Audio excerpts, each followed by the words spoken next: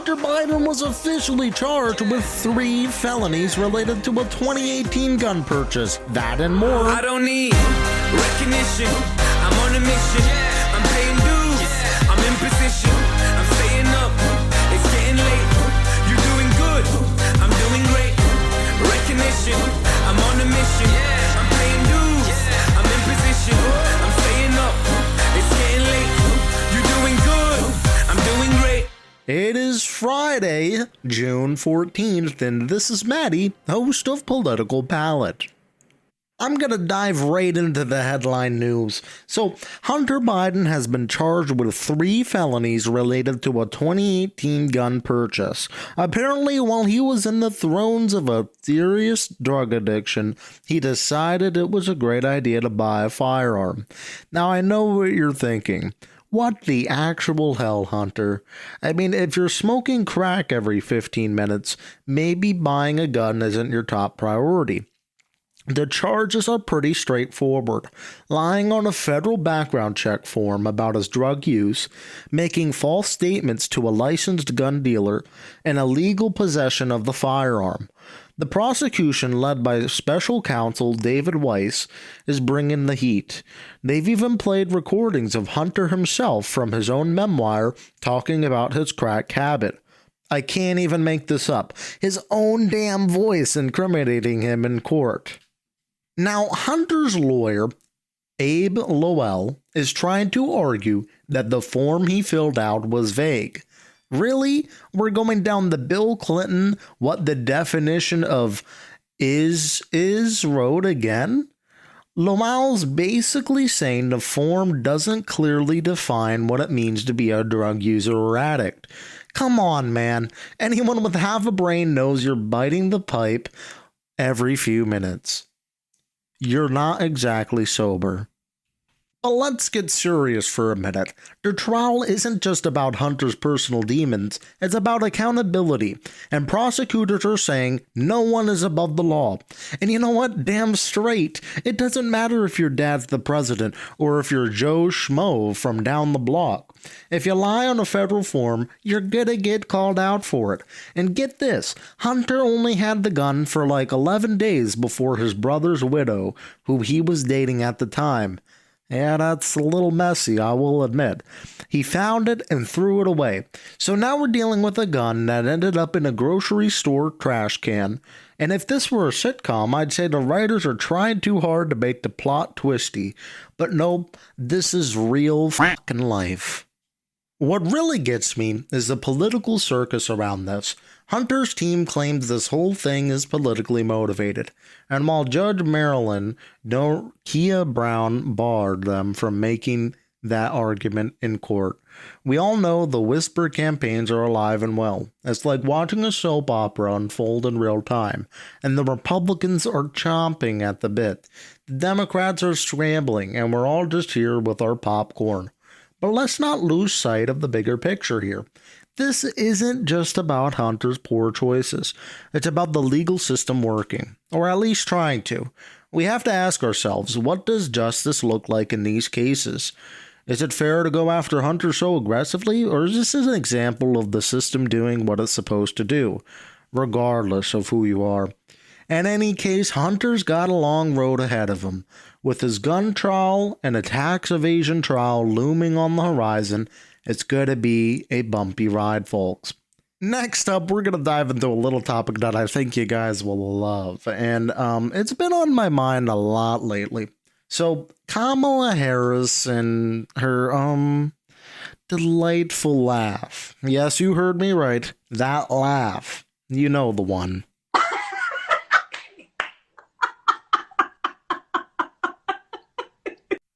I mean, come on, I get it. She's human and we all laugh. But does it have to be so distinct? It's like a cackle mixed with a shriek sprinkled with just a pinch of madness. It's the kind of laugh that makes you wonder if she's about to tell you a joke or unveil her evil master plan. It's like hearing nails on a chalkboard during a surprise birthday party. Fun and frightening all at once. Now, before anybody jumps down my throat, let's be clear. I am a progressive. But even we progressives can poke a little fun at our leaders, right? It's a part of keeping things real and grounded. And honestly, who hasn't had that moment of cringing just a little bit when Kamala lets out one of her signature laughs? Imagine this, you're at a serious, high-stakes meeting, tensions are high, the future of the free world hangs in the balance, and then boom, that laugh. It's like throwing a whoopee cushion into a solemn funeral. Just picture the faces around the table. Shock, confusion, maybe a hint of terror. But let's get serious for a moment. What if, God forbid, Biden kicks the bucket? What if Kamala had to take the reins? I can see it now. Every press conference starting with a hearty, unnerving laugh. Madam Vice President, the country's in crisis. And she'd be like, do not come. We did it. We did it, Joe. I'm gonna come. It's like the Joker meets Santa Claus. And you know what? I bet the world leaders wouldn't know whether to be scared or to laugh along. Madam President, North Korea just launched a missile. Her response? Cue the laugh. Madam Vice President, the stock market is crashing. Cue the laugh. Maybe it's a strategy. Maybe it's a way to disarm her opponents. Madam Vice President, the aliens have landed. On a serious note, though, I want to acknowledge that Kamala Harris has broken many barriers and has a significant role in our political landscape. But you can't deny her laugh is something else. It's part of her personality, and hey, at least she's not boring. I mean, remember the days of Mike Pence? I don't think he even knows what a laugh is. But let's think for a moment. If Biden did pass away, God forbid, Kamala would step up as the first female president of the United States. That's historic, and while her laugh might make us cringe, it doesn't define her capabilities as a leader. She's got the chops to handle the job, even if her laugh makes us want to stuff our ears with cotton balls. And here's a little historical context. Leaders with quirks are nothing new. FDR had his cigarette holder. JFK had his accent. And Trump, well, he had everything. Kamala's laugh, just another quirk in the grand tradition of quirky leaders. It's almost endearing, like that one aunt who tells the same embarrassing story every Thanksgiving. But let's dig into what would happen if she took over. Kamala Harris stepping up to the podium as President Harris. What's the first thing she would do? Besides maybe taking a public speaking class to work on that laugh, let's get real. What policies should she prioritize? What kind of leadership do we envision? She'd probably focus on continuing the Biden administration work on healthcare, climate change, and social justice. We might see more aggressive action on criminal justice reform, given her background. And let's not forget, she was a prosecutor.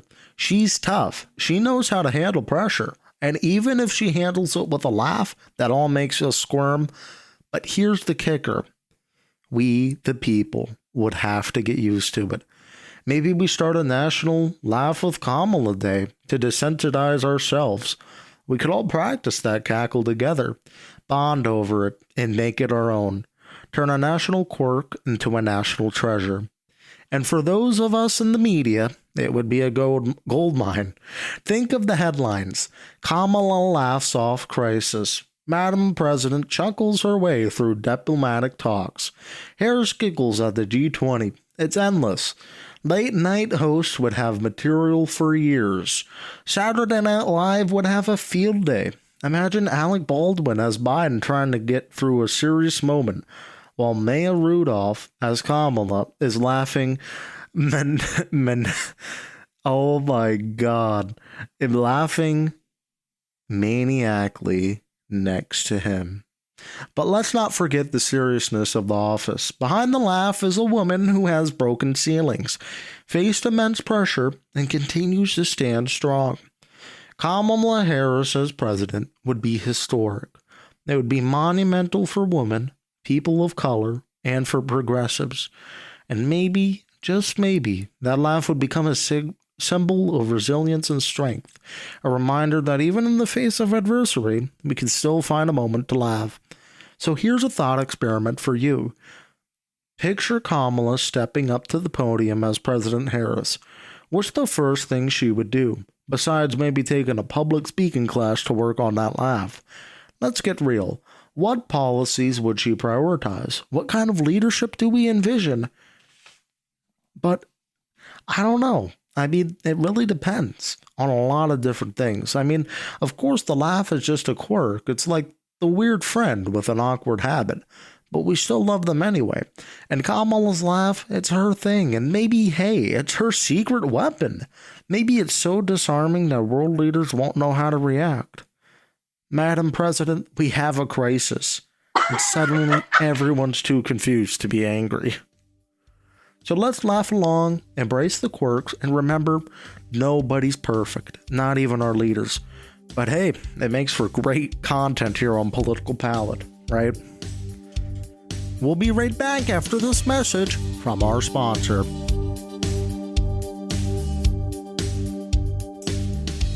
Discover Empower United, a beacon of hope and empowerment for LGBTQ+ youth. We are dedicated to providing the support, advocacy, and resources necessary to uplift and inspire our community. Our mission is to create a world where every LGBTQ+ young person feels valued, accepted, and empowered to reach their full potential.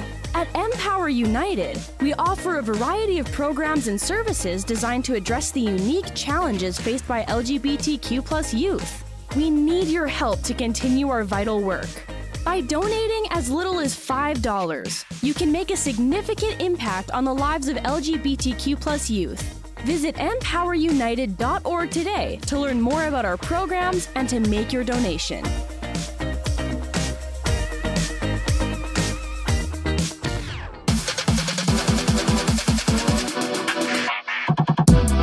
We're back. You're listening to Political Palette. It's Matty. Glad you're here with us tonight.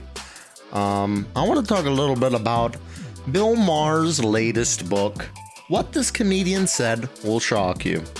This is Maher's first book in over a decade, and it's generating quite a buzz. So let's dive right in. Bill Maher released his new book on May 21st of the 2024s. It's titled What This Comedian Said Will Shock You.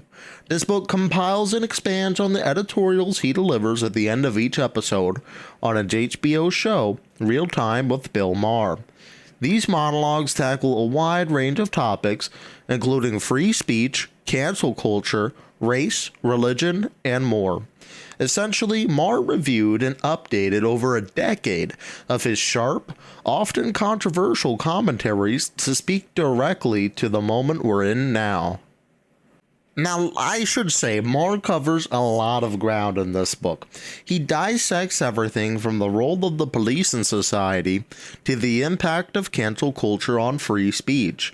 He doesn't shy away from the tough topics, whether it's discussing race relations in America or critiquing the media's role in shaping public opinion. His approach is both humorous and incisive, making the book a compelling read. Here's a snippet from the book where Maher talks about the irony of cancel culture. In a society where everyone is supposedly so woke, why is everyone so afraid to speak their mind? The real progress isn't in silencing others, it's in listening to voices different from our own. This encapsulates Maher's ability to blend humor with serious critique, making his points both entertaining and thought-provoking. The reception has been largely positive. The New York Post describes it as a welcome reminder of Maher's intelligence and humor, saying Maher's observations are often as cutting as well as they're well written, coming from a place of wit and education. Booklist mentions that Maher's style is funny, challenging, and urgent without being confrontational. Notable endorsements include John Cleese, who said it is the least boring book I've ever read, and Donna Brazil, who remarked, This book is so funny you may not notice how smart it is. Katie Couric added, I love Bill Maher. He's often brilliant, occasionally maddening, but unfallingly original. He's the unfiltered, hilarious voice we desperately need in these crazy times. However, not all feedback has been glowing. Some critics have pointed out that Maher's unabashedly controversial style might not sit well with everyone. His direct approach can be polarizing, especially in today's highly charged political environment. Personally, though, I find Maher's approach both refreshing and challenging. His ability to dissect complex issues with humor makes the book engaging.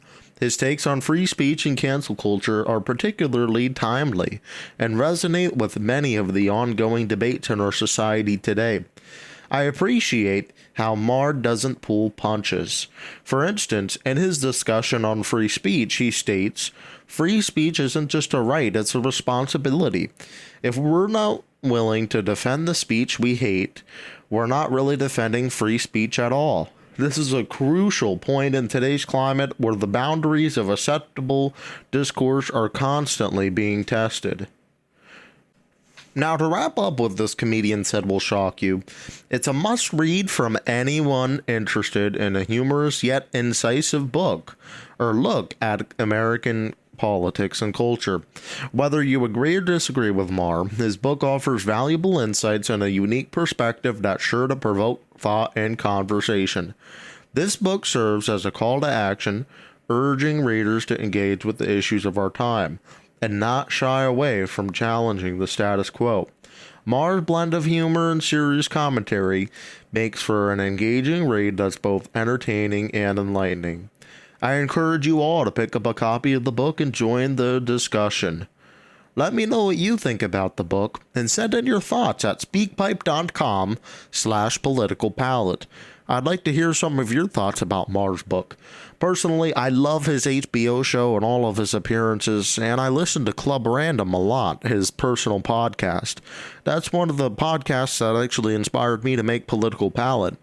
So I'm very happy that Maher has this new book, and I plan on continuing to read and share to my friends and family ongoing. As we close this episode, I wanted to say thank you for listening to the Political Palette.